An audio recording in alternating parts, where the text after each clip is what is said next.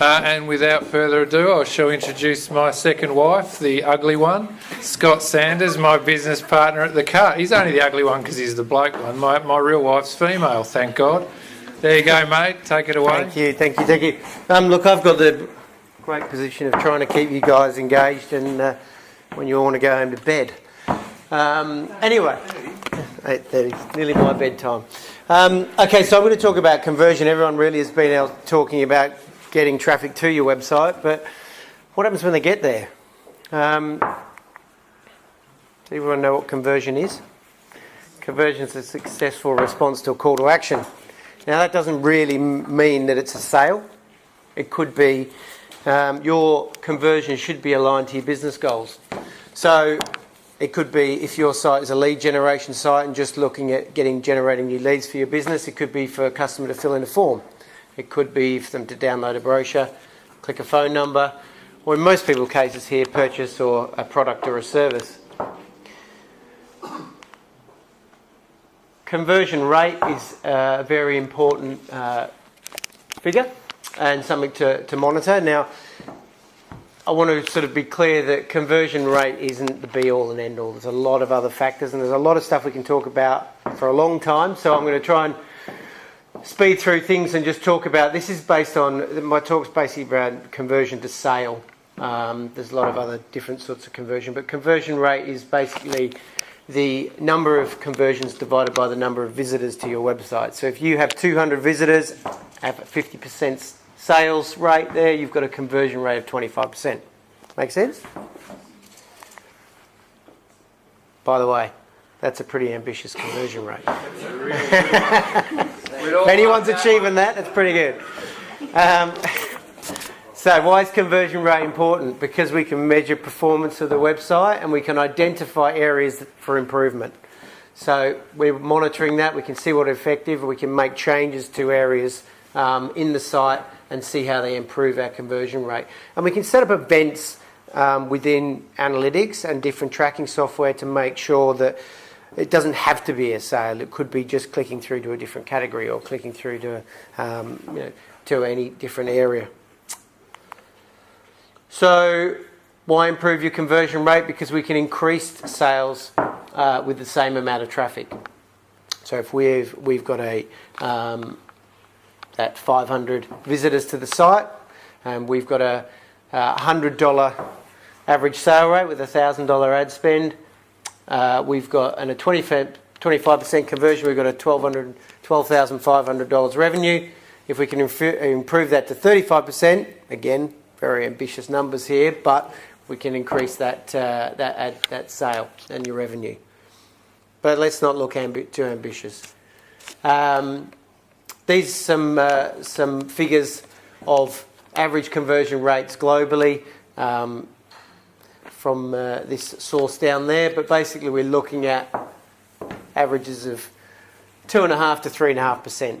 So don't feel too bad. What can we do to improve conversion? This really boils back to what Ben was speaking about earlier. Make your compelling value proposition. Make it very, very clear on what you do. And a promise, a value proposition is a promise of a value to be delivered. And it's the primary reason that someone should buy from you. What do the customers want to know? What's in it for them, and why should they buy from you? And your proposition should always be relevant. It should clearly explain how your product solves your customers' problems. It should deliver value and deliver the specific benefits and explain why you're different from your competitors. So differentiation. Keep it simple. So the value proposition should be simple, but also your website and the way you talk should be simple. Don't try and be too fancy. Complicated language doesn't work. Write like you talk. That could be difficult for some of us. Interface design. So keeping the interface design simple as well and prioritise function. Eye candy's great. Nice design is great. But look at some really industry leaders here. Google, Airbnb, Amazon, very functional website. Amazon in particular, not the greatest site to look at, but they do very well. Airbnb, probably the better in sort of user interface design out of all of them, but they're very, very functional. They don't haven't got too many visual distractions. Guide the user, the user. Direct them, give them visual indications where to go. Make your primary action very prominent. Make that button where you want them to buy a bit bigger. If you've got 3 calls to actions on your homepage, make sure that one that you really want them to take is slightly bigger and more prominent than the other one. And limit the options. Choices paralyse. So if you've got too many options, people don't know where to go and what to look at. If it's too many options, if it's call to actions or too many products, then it's difficult. We obviously know that some people have lots of products and there's a large categories. But what can we do? Can we improve categorisation? Can we simplify it? Can we improve filtering? Can we create a journey for the customer to go on to find the product they're looking for? So the takeaway for this quick section is don't make your customers think too much. Make it very, very easy for them to find what they're looking for. Reduced or remove risk. So this is a very important one. A lot of people, especially online, don't know what the product will feel like, what the service is going to be. Maybe offer them a guarantee. If a risk feels too big, the purchase will not take place. People don't want to get that product delivered to them or their service that they've ordered, they've paid money for, and then they're disappointed. So, especially with e-commerce transactions, it's very important. Their way of saying no to the purchase is a way of avoiding it. Free shipping is a good offer, a good way of avoiding risk. Most popular motivation for 82% and 80% of US customers. And it gives a clear advantage over your competitors. However, it's probably the first one people think about. Interestingly, people think that research found that free shipping was more attractive than a $6.99 free shipping was more attractive than $10 off the price. So it might be actually cheaper to offer free shipping than it is to offer a price discount. Other guarantees, money-back guarantees, satisfaction guarantees, lower price guarantees, free trials, etc., free returns, that can be expensive but worth it, is a very good way of converting and encouraging the sale to come through. People want to be reassured, especially again when they're buying online. They can't touch and feel the product. This was an interesting one. The pain compensation guarantee. The punctual plumber, much like the Pizza Hut offer, but if we're not on time, we pay you for the inconvenience up to a late fee of $300. So the pain compensation, how can we compensate? How can we guarantee the return and compensate? But my takeaway here is think differently to your competitors. A lot of people offer free shipping, but is there any other way that you can convince that customer to position yourself differently to them? Photography, just quickly talking on photography and how important it is. First impressions are formed within 50 milliseconds, so this is why photography and very good photography is very, very important. Doesn't have to be professional. It helps sometimes, but done well can really make a difference. Not only on the homepage, but I'm mainly talking here about product photography. More than 50% of people believe that product photos are more important than reviews and the descriptions. Especially when we're looking at first impressions when people are coming to the website. Obviously, descriptions and reviews are also very important for SEO and actually when people are discovering more about your product. Here's a really good example of some product photography. Not only do they, Tattly, a great brand that produce temporary tattoos, not only do they show the first image here of what's in the package, They show what the package is looking on the outside. They look at what it looks on the inside, so you know what you're going to expect when you receive the package that's unopened. Then you know what the package is going to be like when you see the package opened, and then you know what it's going to look like when it's on. So they give a really good range of representative photographs to understand what that's going to be like. Multiple angles, always use, if you can, use multiple angles and close-ups of each photos, underneath, inside out. The more detail, the better. So this is a really nice example. These products are really quite sweet. They're not professional photographs, or if they are, he's a bad photographer, but what's really nice about these is they're simple, clear backgrounds. All the photographs on the site are very, very simple.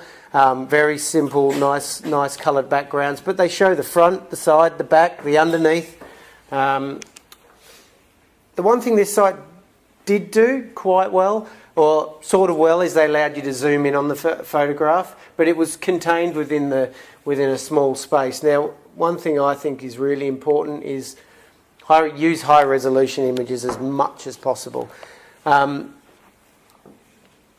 I visit a lot of stores, looking at stores, and so many times people want to zoom in and feel that product, get right into that product and see the detail. And this is a great example of being able to see the pillow with a very uncluttered background, very by itself, an in situ photograph which shows you what it might look like on your sofa, and then really zooming in on the detail, looking at the zip detail, how the fabric's seamed, and all the details of the fabric. So you really get a nice picture of what that pillow is going to be like.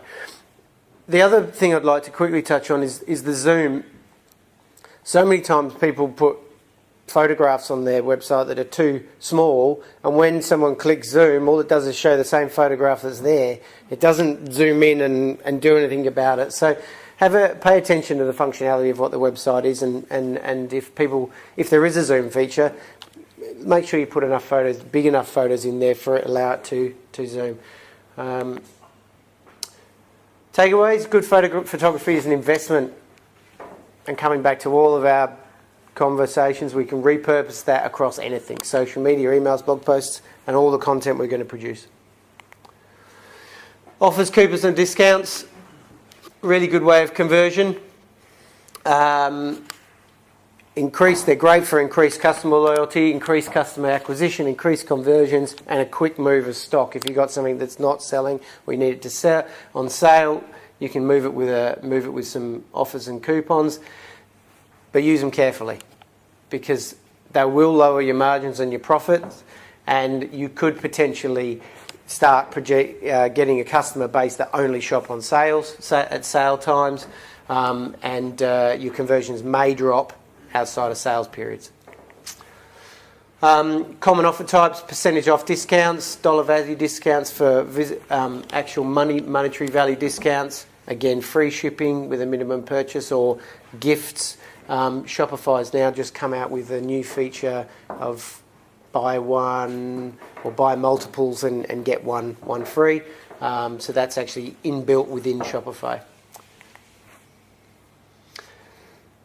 And just towards the end now, always make small incremental changes with whatever you do when you're trying to test your conversion. Don't do too many things at once, because if it's effective, you won't know what's working or not. Test and measure everything that you do. So just do a little change at a time, see if that works, and then make another change if you need to. Looking at using some tools. So Shopify Analytics has some great dashboards, some great reports in there, and some great analytics, but it doesn't go too deep. Once we want to go a bit further, we go into Google Analytics, we look a bit further there, maybe look at creating some goals, some events, some targets in there. And we can, if you want to, at a later meetup, we can start talking about creating those specific goals. I think what we'd like to do is send out a survey and see if there's some common themes that people want us to talk about, and really spend time on those topics. So analytics may be one of those. Heat mapping and recording software is also very, very useful when we're looking at conversions. Everyone heard of Hotjar or Crazy Egg? Yeah. So these guys, both these, especially Hotjar, does two purposes. I haven't brought any screens, so I'm sorry about that, but basically you can see the pages that people have been on, and the heat mapping will show you hotspots where people move their mouse or touch on tablets across. So the warmer the area is, you can see where people are clicking. Hotjar, I think Crazy Egg does it as well. Also, you can record users on there, so you can physically see their mouse moving, and you can see them progressing through the site. It's a big brother, and you can spend hours and hours and hours looking at it. But it's really, really useful, especially when you've made some changes, to see how people react with it. Thank you.